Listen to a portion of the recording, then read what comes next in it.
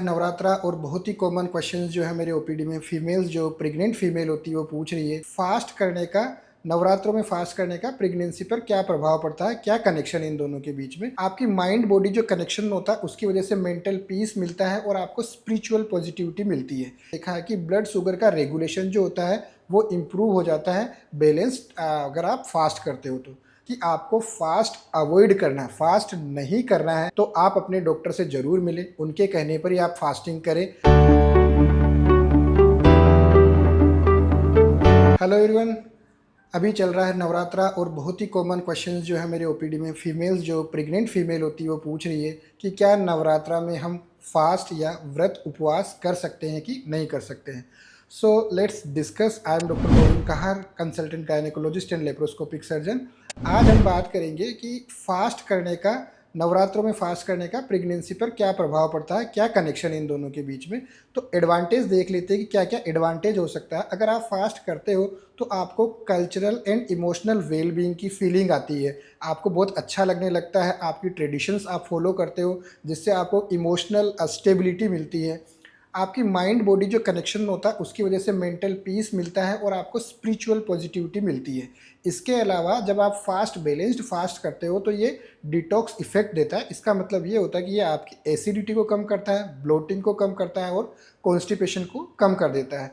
Fasting करने से हमने ये देखा है कि ब्लड शुगर का रेगुलेशन जो होता है वो इम्प्रूव हो जाता है बैलेंस्ड अगर आप फास्ट करते हो तो। क्या क्या रिस्क इन्वॉल्व होते हैं अगर आप प्रेग्नेंट हो और आप फास्ट कर रहे हो तो। पहला जो होता है, अगर आप बहुत लंबे टाइम से खाना नहीं खा रहे हो तो हाइपोग्लाइसीमिया हो जाता है। और हाइपोग्लाइसीमिया एक ऐसी कंडीशन है जिसमें मदर का ग्लूकोज लेवल कम हो जाता है और अब जो बच्चा होता है वो ग्लूकोज के लिए कम्प्लीटली मदर पर डिपेंडेंट होता है। अगर उसको ग्लूकोज नहीं मिलेगा तो बच्चे का जो ब्रेन डेवलपमेंट होता है वो हैम्पर हो सकता है। बहुत प्रोलोंग 9-10 दिन तक अगर आप फास्टिंग करते हो तो आपकी बॉडी में प्रोलोंग स्टारवेशन होने की वजह से कीटोनीमिया और यूरिनरी कीटोन्स आ जाते हैं जो प्रेगनेंसी कॉम्प्लिकेशंस को बढ़ा देते हैं। अगर आप फास्ट करते वक्त पानी भी नहीं पी रहे हो या आपने कोकोनट वाटर नहीं लिया है तो डिहाइड्रेशन हो जाएगा और डिहाइड्रेशन होने की वजह से आपके बच्चे के चारों तरफ का पानी जो होता है वो ख़त्म हो सकता है, जिसे हम ओलिगोहाइड्रेमियोस बोलते हैं, जिसकी वजह से प्रीटर्म बर्थ हो सकता है या फिर यूरिनरी ट्रैक्ट इन्फेक्शन, आपको पेशाब का इन्फेक्शन होने के चांसेस भी बढ़ जाते हैं। अगर आप कुछ खाना पीना नहीं ले रहे हो तो कुछ न्यूट्रिशनल डेफिशिएंसीज हो सकती है जिसमें आयरन, कैल्शियम, मैग्नीज, जिंक, ये सारी की सारी डेफिशिएंसी होने की वजह से आपका बच्चा जो होता है वो कमज़ोर हो सकता है, जिसे हम FGR IUGR बोलते हैं, जिसकी वजह से बच्चा समय से पहले प्रीटर्म डिलीवरी हो सकती है या बच्चे का वजन लो बर्थ वेट हो सकता है। अगर आप फास्टिंग कर रहे हो, प्रोलॉन्ग फास्टिंग कर रहे हो तो जो प्रेगनेंसी कॉम्प्लिकेशंस होते हैं वो बढ़ जाते हैं। लाइक अगर आपके पहले डायबिटीज़ है, हाइपरटेंशन है, एनीमिया है, ट्विन प्रेगनेंसी है, तो ये वाले जो कंडीशंस होती है ये वर्सन हो सकती है। तो हमारी as a gynaecologist practical advice क्या होती है कि आपको फास्ट अवॉइड करना है, फास्ट नहीं करना है अगर आपकी प्रेगनेंसी हाई रिस्क है। लाइक अगर आपको प्रेगनेंसी में खून की कमी है, शुगर की प्रॉब्लम है, डायबिटीज़ है, एनीमिया है, हाइपरटेंशन है, बेबी आपका कमज़ोर है, FGR है, ट्विन प्रेगनेंसी है, या कोई भी ऐसा रिस्क फैक्टर जो आपके डॉक्टर ने आपको बताया है कि आपकी प्रेगनेंसी नॉर्मल नहीं है, इसमें कोई रिस्क है, तो आपको फास्ट नहीं करना है।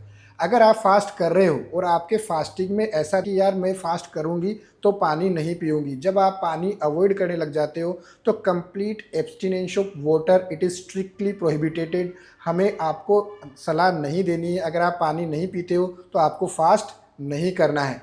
जब कभी भी आप फास्ट कर रहे हो और फास्ट करने के बाद में अगर आपको चक्कर आते हैं, कमजोरी फील होती है या बच्चे का मूवमेंट आपको नज़र नहीं आता है, फील नहीं होता है, तो आपको फास्ट नहीं करना है। फास्ट ऐसी कौन सी कंडीशन है, या बैलेंस्ड फास्टिंग, हमारे तरफ से आपको बैलेंस्ड फास्टिंग की सलाह दी जाती है, जिसमें अगर आपकी प्रेगनेंसी लो रिस्क है, कोई भी रिस्क फैक्टर आपके डॉक्टर ने नहीं बताया, हेल्दी प्रेगनेंसी है, तो आप फास्टिंग कर सकते हो। लेकिन उसमें भी आपको ये ध्यान रखना है कि 3 से 4 घंटे से ज़्यादा का जो इंटरवल होता है विदाउट फूड वो आपको ज़्यादा नहीं होना चाहिए। और आपको बीच बीच में स्मॉल फ्रीक्वेंट फीड्स ले सकते हो आप, जैसे कि हम फास्ट करते हैं तब लेते हैं कि फल खा सकते हैं, ड्राई फ्रूट्स ले सकते हैं, साबूदाना की खिचड़ी ले सकते हो, नारियल पानी ले सकते हो, या कुट्टू का जो आटा होता है उसको आप अपने फास्टिंग में ले सकते हो। हमारी एडवाइस आपको नवरात्रों के टाइम यही रहेगी कि अगर आप फास्टिंग कर रहे हैं तो आप अपने डॉक्टर से ज़रूर मिलें, उनके कहने पर ही आप फास्टिंग करें।